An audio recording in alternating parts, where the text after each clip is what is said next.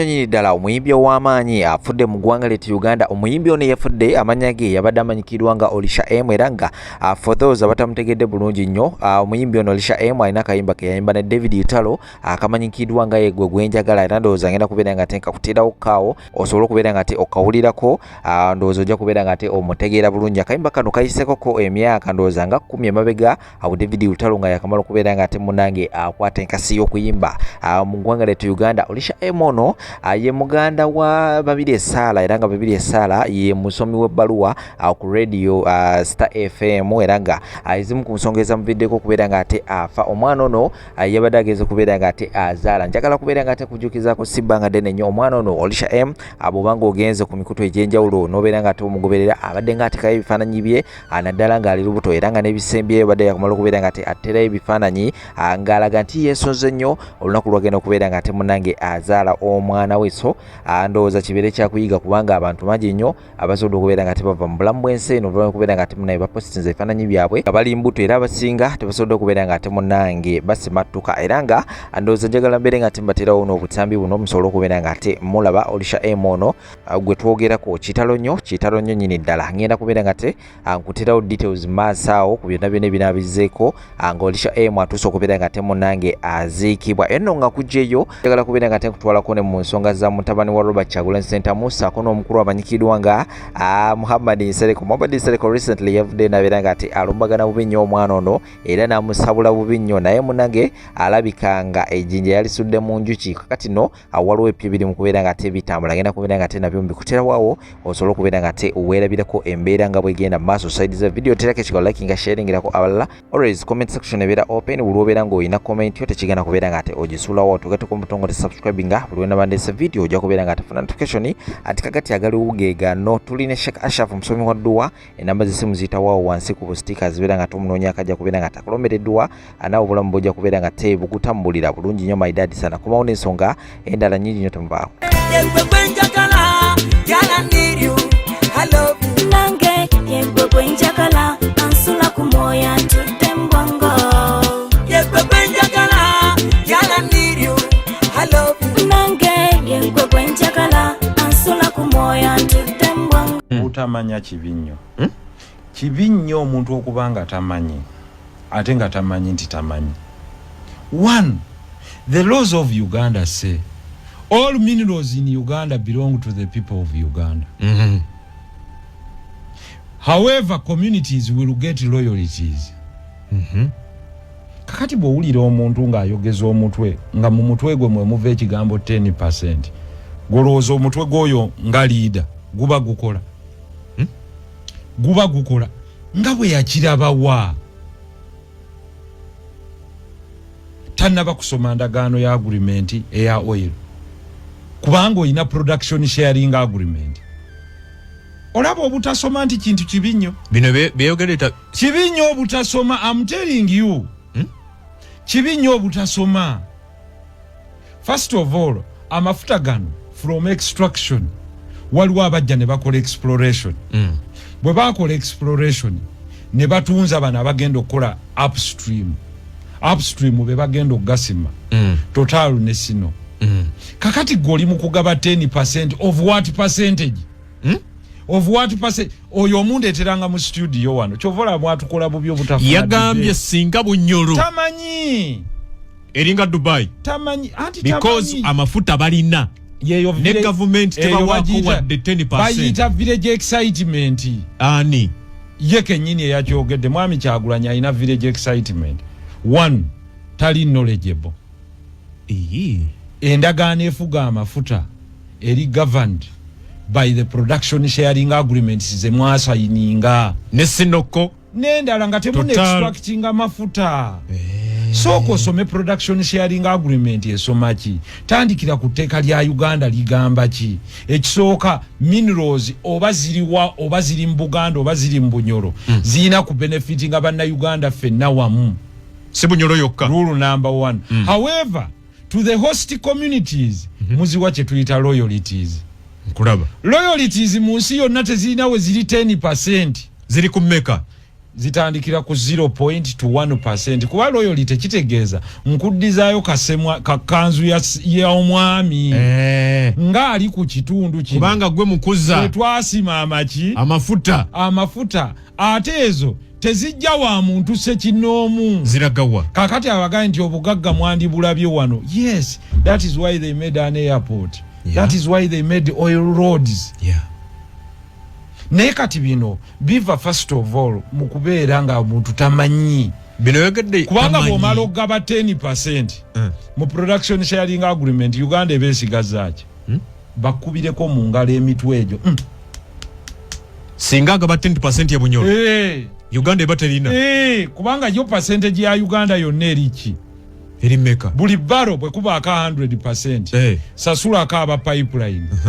To off-take. Okwe evacuating amafuta. Kutuka it is a percentage of this barrel. 2. Osasuleka abagasimi. Ulire ngalabi.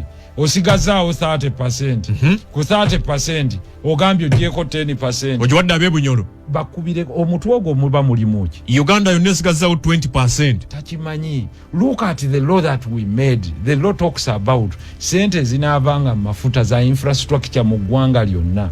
Kakati ono abagambi nti amafuta ga Uganda yonna. Owulira obagambye nti amafuta ga Uganda gonna babaweeko 10%. Tonnaba na gasima. Naye ate same person yagamba nti tegajja kukola ki? Kusimibwa. Noonya gundi eyo. Kilipo eyo. Yagamba tebajja kasima. Noonya kilipo eyo. Tugende maaso nga bwenji noonya wano.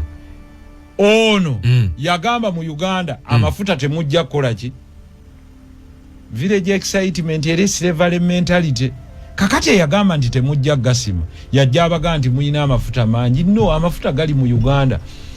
Proven reserves jeziri e Bunyoro eyo Kingfisher. Endala ziri acholi. Noya. Kakati bwe tunaga nti kati 10% ogiwadde Bunyoro, 10% obawadde acholi, 10% ogawadde Teesa walawe gasigadde abalala. Mpulidde nga damu abalala. Mpulidde nga kakanyiza omukulembeze ono. Omuntu ngoyo tewewunyanga ze wano laga muwo omusolo 30% edde wano okka. Okitegedde kubanga ne bw'obadde owulira ng'abantu bagamba nti message kintu kikulu nnyo. Ate bannange temugezesanga ggwanga kubanga omuntu buli bw'abanga tamanyi. It's a very dangerous thing. Kubanga ekijja omuntu ebunyoro mbwavu si mafuta. Kakati kankuwa example. Ekyakulakulanya Dubai mafuta. Ki? Tax police. Enkola entuufu ez'okusoloza mu musolo. Era bo bagamba we did not rely on oil alone because it would be dangerous. Amafuta gaggwawo. It is a depletable commodity. Ogambe bino ebyogedde tasomye. Tasomye kuba tamanyi.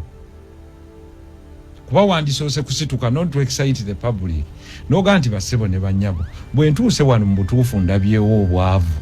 Naye abantu ba wano muli makasooli. Abeekagadi. Namba 2 musobola okulima emmwanyi. Namba 3 amafuta baganaaba gatuuse. Twakkaanya under the law.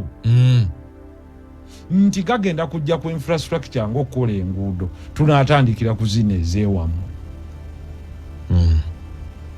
Tunaatandikira ku malwaliro ag'ewammwe. Naye Uganda bw'ogibuuza nti yakafuna revenue mmeka mu mafuta other than the $400 million ze mwafuna. Mwakafuna ziriwo.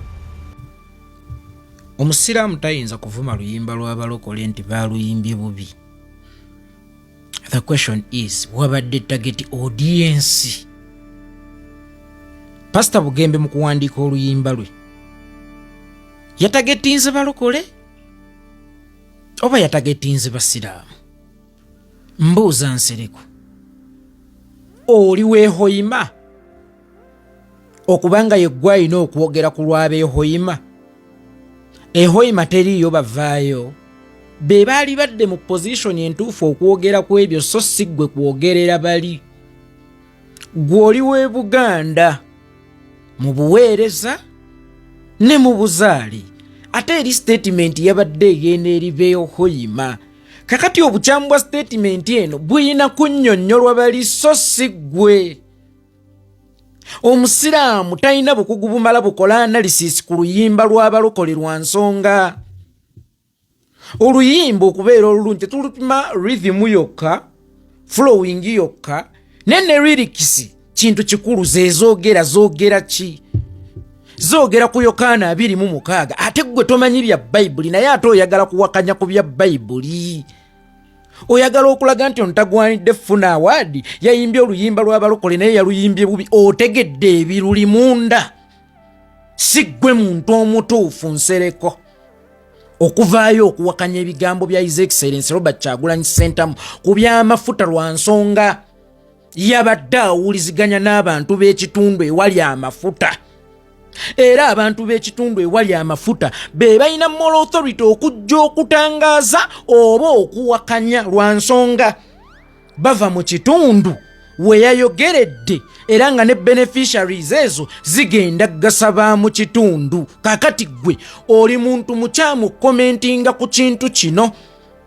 Lekeraawo okwegeziwaza n'okubulwa otulo mu bintu omutali nsonga Nsereko statement eno ya bulabe ki eri abantu b'e Bunyolo okutuuka okusula nga yakunyizizza nnyo n'olabanga weetaagana kukeera ku radio. Basajja mmwe ebbanga lino lyonna mubadde nga mukolera baani? Bwe kibanga owa opposition naye kw'obadde oyagala okwesimbira ovuganye mu 7 agenze n'agamba abantu b'ekitundu enfuna gye bagenda okufuna mu ky'obugagga kyabwe kikalwanya mawanga. N'okeera ku radio ng'owulira wasuze bubi nnyo obusungu bukuluma ogenda omuvume ogenda olaga ensi bw'atategeera. The question is gw'obeera okoleraani kubanga ebibeera bikubuza otulo zendaba tebibeeramu nsonga. Ebyali kubuzizza otulo bintu birala nnyo tono byakoonako nti lwaki abantu mu kitundu ewabeera amafuta ate bakyayambala tangira. Lwaki abantu mu kitundu ewabeera amafuta ate obujjanjabi babunona Kampala? Lwaki abantu b'omu kitundu ewabeera amafuta ate abaana baabwe bakyagenda mu Bwakadaama ate nno bakomewo nga balamu abamu ne babaddiza mu ssanduuko? Nalabako ku mwana oyo Ashakama ng'anonye muntu amutwala kaaliiro ewava amaki amafuta ebyo bye byali kunyiizizza. Si Kyagulanyi bye yayogedde nti alimba abantu bannange wuuno abalimba 10% yagenda kugijjawa yagenda kuba yavuga omubuuzo otajagenda okugijja ng'ate yagenda okuba ng'avuga era yakunoonya bunoonya ng'olwedde ate amafuta gali awo. N'okeera ku radio n'ovuma ng'omusajja obusiru leero n'enkya omuvuma obusiru ng'omuvumira ku nsonga ey'essimbalala ku nsonga z'amafuta mbw'endagaano ezasayiningibwa baani ezasayiningibwa baani. Era senga tubadde contented n'endagaano zonna ezasayiningibwa twalibadde n'obwetaavu obw'okukyusa Museveni. Waliwo endagaano Museveni gy'ayinza okugamba nti nasayininze n'obanga mu ndagaano eyo mwewakanira nti omusota gwabiisa amaggi nga ku ggi ly'omusota kwowakanira era kwobalira ekyemisana ku ggi ly'omusota ng'era kyekikwemaaza abantu nze ngenda balagako nti ku ggi ly'omusota. Yes, endagaano waali zivumiddeko abantu ezaakolebwa baani? Era singa twali tuli contented n'endagaano ezikolebwanga twali badde n'obwetaavu obw'okuggyako Museveni kubanga singa twali contented n'endagaano z'amafuta Kyagulanyi Hoima baali mututte talinnya. Singa abantu beeyo baali contented kati ndagaano ki mwoyogerera zaali zifevalingaani? Era omuntu oyo wa wansi mu ndagaano ezo ali luddawa? Then ojja otukubenga endagaano ovumireko omusajja munno obusiru ayina n'abaana be okakkanyizengako omusajja munno. Beeramu ku nsonyi musajja gwe, beerako omuganda musajja gwe, tekera ovumiriza abaganda musajja gwe. Ekisooka ekyakubuzizza otulo tekibuza tulo. Ayogera gwe wennyini toli muntu mutuufu kwogera ku byeyo kuba nayo waliyo abaayo baayaniriza era ne basanyukira ekyayogeddwa kubanga kye beetaaga go ge mazima. Gwoweene e Kampala gwavaayo okuvuma oli ku bye yayogedde gy'otabeera. Ekibuuzo kiri kimu, yo manifesto ya Kyagulanyi wagitegeerako?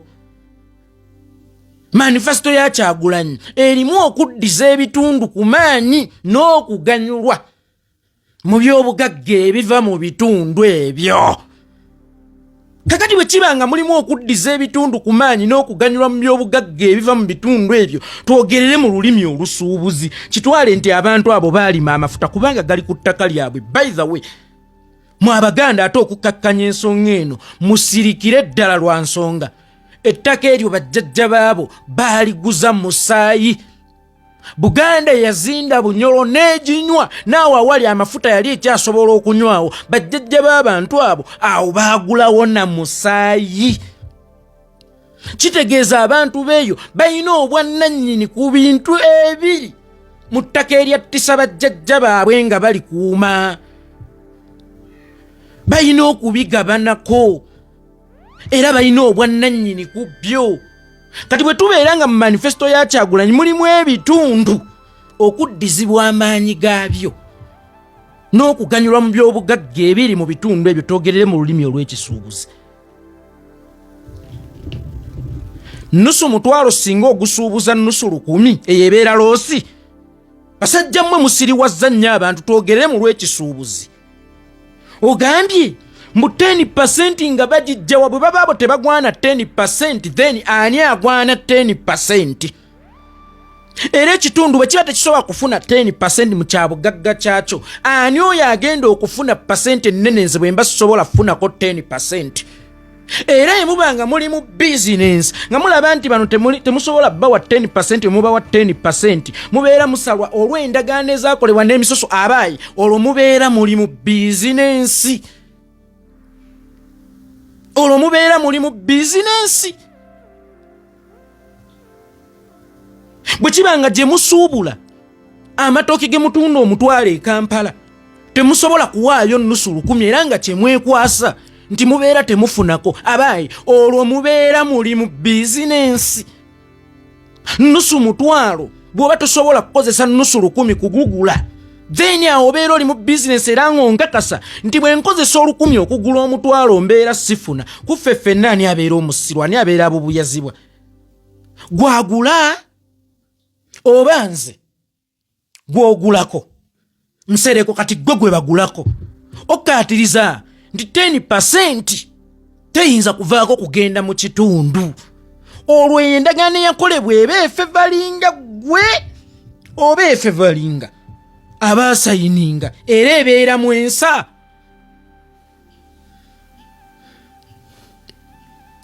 Eyo ebeera ekyali endagaano etasobola kuwa mulima 1000 ku ttooke ly'ogenda okutunda omutwalo. Sente zitera okusuubula sente naddala mu foreign currency. Omutwalo kaŋŋamba ogw'e Kenya bwe mba sisobola kugusuubula nusu 1000 ezo zibeera sente. Era bwe mba nga bwe ngusuubula nusu 1000 mbeera nfiirwa ate nga ŋŋenda kufuna mutwalo awo mbeera mu business. Abaayi baani abo be mwawa endagaano z'amafuta nga bwe muggyako sente ze babawadde ne muwanko 10% mu bantu bali bannannyini kitundu wallahi mubeera temusigazaawo. Be baani abo be mwawa endagaano z'amafuta era endagaano z'amafuta zaakolebwa zitunuulizibwa baani? Baani ba beneficiaries bwe babanga ab'omu kitundu tebasobola kufunako 10%. Nsereko mulekeraawo okukozesa olulimi lwa mathemathi omungi ennyo okutububuyaza. Kino kyangu nnyo kuba eyo business. It's a business. Business kyeyo gy'osobola okukola ng'ogera gifunamu omutwalo nga tosobola gisuubula nusu 1000. Nga tosobola kugisuubula nusu 1000.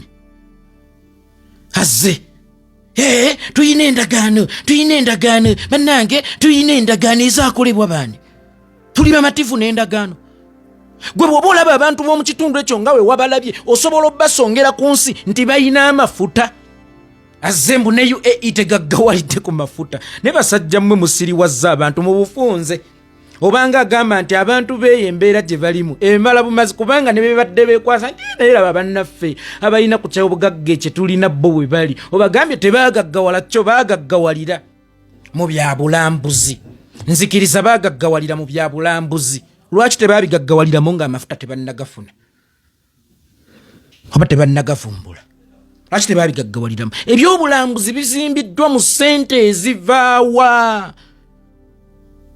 leka kusiiga kifaananyi ng'olowoozesa abantu nti 10% ya buli wa mu kitundu ky'ebunyolo oba ya buli munyolo. Nedda,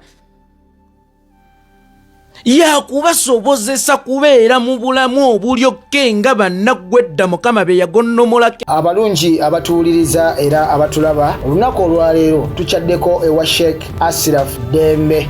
Sebo nsanyusa okubalaba. Amannya agange nze Sheikh Asiraf Dembe, akola ku bizibu by'enjawulo. Omuntu singa aba alina ebirwadde tumusomereddwa, tumuwa amazzi ga lukuya nga bw'obadde ogalaba, tugenda abantu ku kyoto ne twokya emizimu emibi egibabaamu n'okulomba edduwa. Abantu singa abeera ng'ali wano atuuse sobola okumulombera edduwa, ne waba atatuuse nga mpadde amannya ge naye ng'ali wala. Neetaase ennamba yange yeeno eri 0701763711. Nammwe bannyinaffe abali ebweru, oyagala okuba nti oyagala okulombera ku dduwa ng'olina ebizibu, viza zibuze, amaka gakolongotana, sente zikola zimpita mu ngalo, ojja kumpeereza ekifaananyi kyo n'amannya go, ebyo byokka bijja kummala. Nja kukulombera edduwa, ojja kutereera. Olunaku olusembayo mu mwezi mba n'edduwa eyawamu ffenna n'abalwadde bange abakadde n'abapya. Salaamu alaikum warahmatullahi wabarakatuh.